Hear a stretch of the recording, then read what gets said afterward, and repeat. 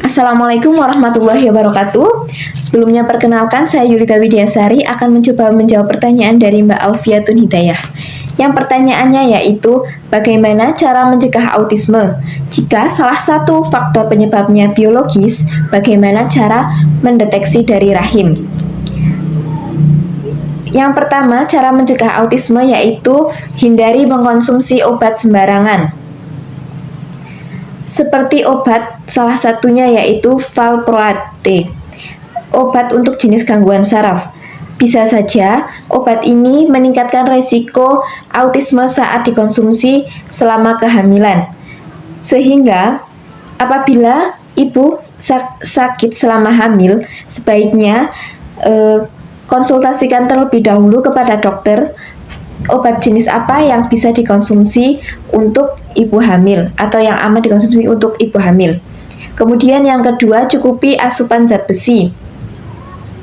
Pada saat ibu mendapatkan zat besi yang cukup selama hamil, itu akan bisa menghindari atau mencegah anak lahir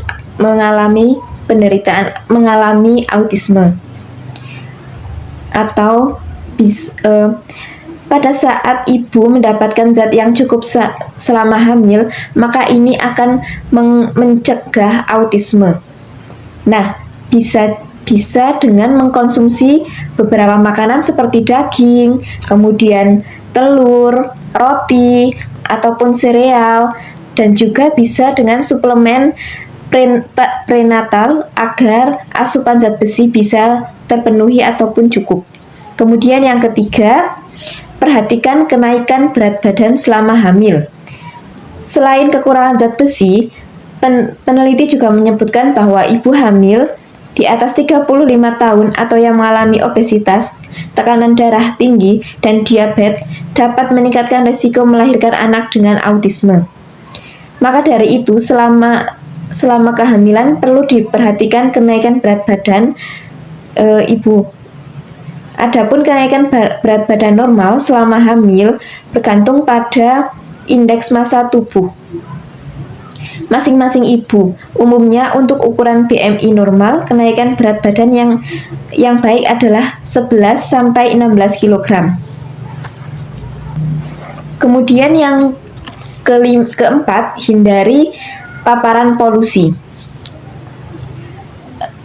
Polusi mungkin sangat berpengaruh, tapi tantangannya adalah memahami komponen polusi udara apa yang sekiranya relevan mempengaruhi kondisi ini. Akan bisa menyebabkan autisme. Karena polusi udara sendiri bisa melibatkan ratusan bahan kimia dari berbagai sumber. Sehingga ibu hamil perlu untuk menghindari paparan polusi secara terus-menerus ataupun secara langsung dengan waktu yang cukup lama. Kemudian yang kelima yaitu konsumsi asam folat. Nah, asam folat atau vitamin B9 sangat penting untuk perkembangan otak pada anak saat masih dalam kandungan. Ibu yang kekurangan jenis vitamin ini saat hamil bisa meningkatkan resiko autisme pada anak. Maka ibu dianjurkan untuk mencukupi kebutuhan asam folat selama hamil, bisa dengan mengkonsumsi makanan yang kaya akan vitamin tersebut ataupun mengkonsumsi suplemen folat selama kehamilan dengan tepat dengan dosis yang sesuai anjuran dokter.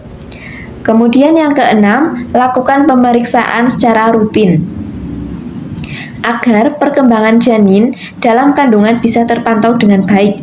Jangan ragu untuk melakukan pemeriksaan kehamilan secara rutin. Selain mengurangi faktor resiko autisme sejak dini, pemeriksaan rutin juga bisa membantu mencegah kondisi kesehatan ataupun penyakit lain yang mungkin dialami oleh ibu ataupun calon bayi. Kemudian yang ketujuh yaitu menghindari alkohol dan juga merokok. Agar janin tetap sehat, pastikan ibu tidak mengkonsumsi alkohol, tidak merokok. Kebiasaan ini sangat berbahaya untuk kesehatan janin apabila masih dilakukan selama kehamilan. Kemudian yang kedelapan, terapan pola hidup sehat. Setelah itu terapkan juga pola hidup sehat untuk mencegah kondisi autisme pada janin yang dikandung. Pola hidup sehat ini mencangkup mengkonsumsi makanan dengan gizi seimbang, olahraga, serta cukupi istirahat dan kelola stres dengan baik. Kemudian yang ke-9 atau yang terakhir yaitu lakukan tes kesehatan dan vaksinasi sebelum hamil. Lanjut ke pertanyaan kedua. Jika salah satu faktor penyebabnya biologis, bagaimana cara mendeteksi dari rahim? Mendeteksi tanda autisme sejak dalam kandungan bisa menjadi salah satu upaya pencegahan yang bermanfaat. Namun sayangnya semasa kehamilan belum ada teknologi akurat yang bisa melihat apakah janin yang dikandung mengidap autisme ataupun tidak. Selain itu, faktor penyebab utama autisme adalah genetika, sehingga sebenarnya kondisi ini tidak bisa diubah. Namun bisa saja penyebabnya beragam atau kombinasi dari berbagai faktor eksternal yang bisa dicegah. Mungkin hanya itu jawaban dari saya. Terima kasih. Baik, saya akan menjawab pertanyaan dari Nike Fajar Kinasih. Untuk pertanyaannya ada 4 poin.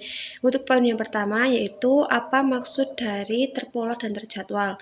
Maksud dari pola dan terjadwal yaitu anak autis melakukan kegiatan atau rutinitasnya sesuai dengan arahan atau aturan yang telah dilakukan atau tertulis untuk dirinya. Contohnya yaitu bila anak autis melakukan sarapan pagi jam 7, maka pada hari-hari berikutnya anak autis tersebut akan melakukan hal yang sama pada jam yang sama. Kemudian pertanyaan yang kedua, apakah setelah melakukan terapi anak autis dapat sembuh atau hanya mengurangi gejalanya saja? Menurut penelitian yang dilakukan oleh Ukraina dengan mendiskusikan bahwa anak autis itu dapat sembuh apabila mendapat penanganan sedini mungkin atau sejak timbulnya gejala awal. Gejala autis dapat menghilang seiring dengan tumbuh berkembangnya anak. Kemudian pertanyaan yang ketiga, bagaimana pola pikir anak autis? Apakah ia berbeda dengan pola pikir anak normal?